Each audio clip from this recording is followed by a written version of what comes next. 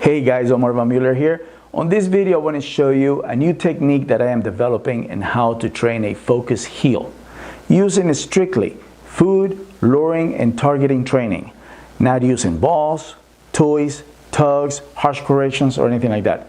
All right, in the beginning, I was going to do a whole video explaining little by little how I did it, why I did it, the pros and cons, and so on.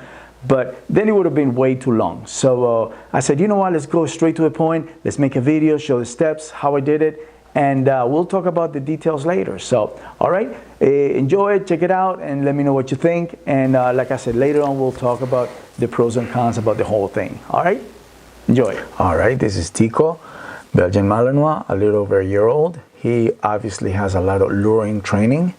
So, but then again, it was done with the idea of teaching a lot of different behaviors, not because of obedience, of healing, or anything like that.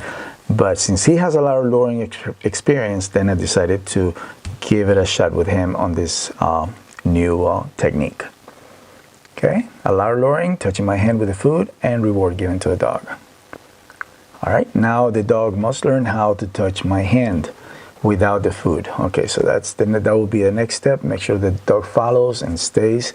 Now we're taking this behavior to a whole different level. So we really need the dog to stay put on the target. All right, now we're going to do a little bit of healing. Nothing spectacular, just to follow you around. I really don't expect them to be like in the perfect position or blah blah blah. Just like that, it's totally fine. Okay, it's totally good. That's exactly what I wanted. And then I'm going to start introducing an object. This object is a piece of foam. It's a nice size, and I'm going to have him touch it just the way he was touching my hand. But the idea is for him to stay touching. That's the idea, as long as possible. All right? Cool. All right, next step is going to be the belt. Put a nice belt around our belly, and we're going to hook this baby up here right now. The foam, what I like about the foam is that you can just flick it and it comes back to the same shape that it was before. And it's not going to hurt the dog's nose. So, yeah, I just want him to touch it just like this. And I want him to stay there as long as possible. Remember, this is going to be a behavior that the dog needs to stay there for a long period of time. This is not anymore like 10, 15 seconds or anything like that. We're talking minutes. Cool. Good. All right, notice that I put my hand in the back because I don't want him to be thinking or anticipating the reward. All right. Very important that he's not paying attention to where my hands are. I want him to be concentrated strictly on the target. All right, good. Good job, Tico. Nice touch. And now let's give him a nice reward. Good boy. Okay, now we're going to move to a smaller size foam.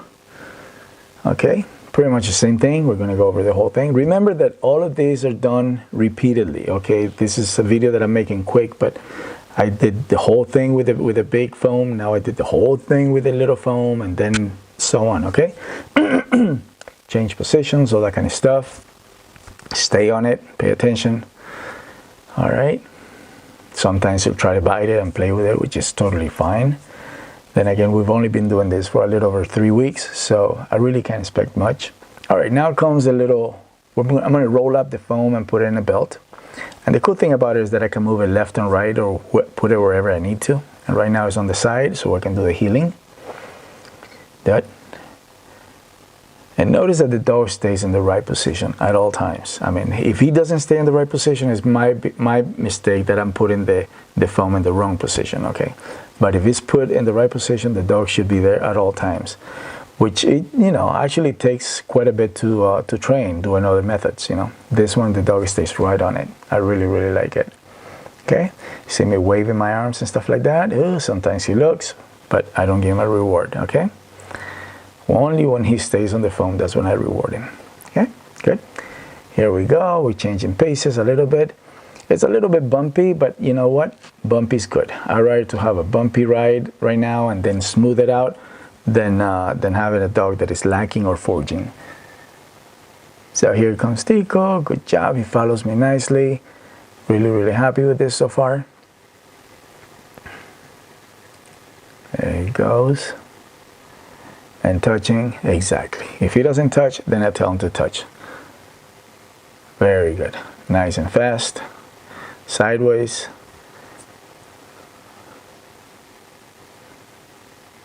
Good, good, okay. In my opinion, is a little bit too much in the center, right there, okay? Okay, now another thing that I noticed is just that it's not gonna be for the healing. This is gonna work to come in front of me also, okay? To finish and to come in front of me is a perfect tool. The dog has no focus on toys or hands or food or nothing. It's just strictly the target that I'm giving, all right? Okay, now I do a little bit of drive, speak there. And boom, nice touch, straight on. This really looks good. All right, Tico man, good job.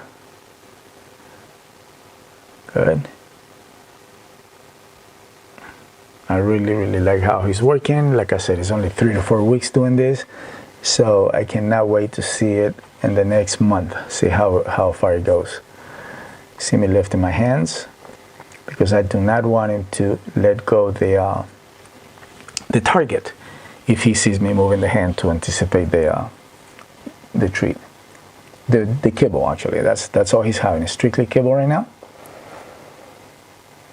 Good, okay, good job, very good.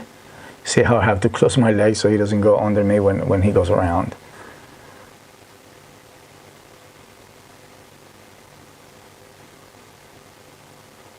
He wants to play with it. Good, okay, and he's very motivated, very happy. He wants to do this. So you see me moving around a lot, the arms, the legs, moving sideways. So I don't have to be like marching, like if I'm in a marching band or anything like that. I can walk however the heck I want, and the dog should be in the right position, okay? And I can lift my arms. I don't have to use my left arm to guide the dog, and I don't have to keep in a certain position, like if I had a tug under my armpit or anything like that. So this is working out really nice. Okay, now comes the recall. Bang, nice and straight. Okay, remember, this dog is not an obedience dog. This dog is a trick dog. So this is extra things that I'm doing with him, and this tool is working out perfectly. Okay, because I mean, it's just like, it doesn't get any better than this. I mean, that's just like totally perfect, straight. Actually, it's not perfect. It's touching my feet. I'll probably get taken off points from that. But anyways, but it's really nice. I mean, he's like totally straight. The focus is perfect. Drive is perfect, and so it's I'm really excited about it. Changing them speeds, really nice. Okay, next video, next session I'm gonna record is probably gonna be in the park, because in the park he actually looks even better, because he gets plenty of space to run around and stuff. So, all right, touching a lot of this little stuff with him. Okay, finish. Boom. A little bit of extra play right there, a little bit of weaving. It's always good to do different stuff just to get his mind off the same routine. Good job. Whoops, nice. I like how he touches and you can see his teeth. You know, that means that he's really pushing hard. Okay. Good. And then call to the heel and back to the touch again. Yep. In my opinion, it's a little bit too close to my belly. That foam should have been more on the side, but that's my bad, not his. Do a little bit of turns and stuff like that, just to build up intensity, and a couple of extra behaviors. They're always good. Okay, now comes what I was trying yesterday, which is to bring something. Like if in competition, probably would be a dumbbell. But he comes perfectly straight and he touches the foam, which is a plus. Definitely a plus. Good job, Tico. All right, here's Tico on his night training session. I usually train him twice a day, in the morning and at nighttime, and that's how he gets his kibble. So I'm working right now on keeping him his forelegs on the ground so he's not jumping up and down too much. I think he's getting the message very nicely.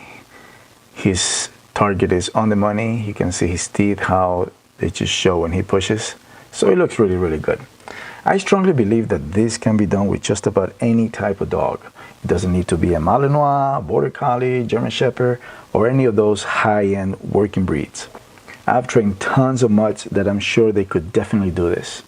So, Here comes Tico again. Now touch on the mark. Nice. All right. Good boy, Tico. Nice down. Back to the sit. Just a lot of repetition or a lot of these behaviors just to keep his mind occupied. Good boy. That's my boy. There you go. Trying to look at my hand. And here comes the reward. And good boy. Good job, Tix. All right, good deal. Now we're in one of the final stages of this type of training. I have the foam sticking out, but there's only maybe an inch or inch and a half sticking out. And the only way that it can go up is when the dog sticks his nose under the foam. All right. He can only do this when he's sitting down or going slow. So far he's doing good. See how the foam shifts. Good job. All right. Now we're going to get ready to start moving. Okay, here we go again.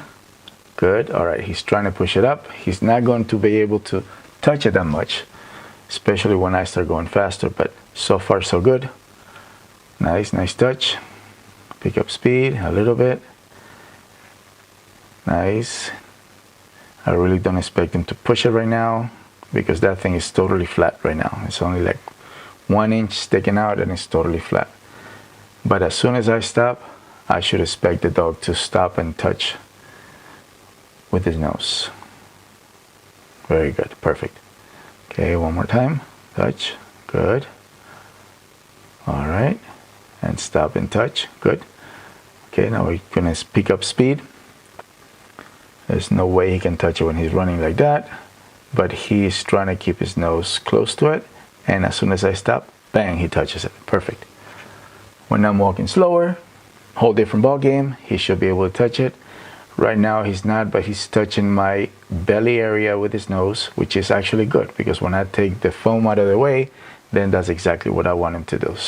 So far so good. Happy with his progress. I can wait to do more of this.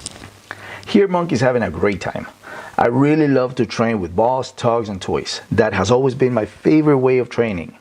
One of the reasons that I'm training Tico only with food is because I want to see how far I can go with it. So far, I'm very happy with Tico's response to his new technique. I think that it will open doors for people that don't have the training experience or timing and presentation of toys and tugs. A lot of people that can make dogs look really good are usually people that are athletic and have decoy experience. Their timing and presentation of tugs and toys are perfect. But then again, that's not for everyone. Not everyone has the type of training experience and the ability of presenting tugs and toys without getting bit. So my final word is that focus heeling is one of the best behaviors out there. It's really beautiful. It's really breathtaking to see a dog follow the owner or the trainer at the same pace in total focus. So it doesn't really matter how you train, if you use toys, if you use food, if you use tugs, whatever it is, as long as the dog is having a good time. That's all it really matters, to see the dog having a great time and being really happy working. To put a little icing on the cake, I put the belt on my wife. Then I got Tico to follow her around. She has a treat on her right hand, and he actually did really well. I mean, it's just like this is the first time that he's doing that, and that shows that the dog can follow somebody else. It's not just me. Then I tried it with my daughter, 8 years old, and she actually looks really good. The dog was following her, and she was walking all over the place, and the dog was in target. The dog was touching that thing all the time, pushing her, and that just shows that this technique definitely works. I mean, if I was training it in any other way, there's no way the dog could have done this if they needed to have a tug or a toy or anything like that. So good job, guys.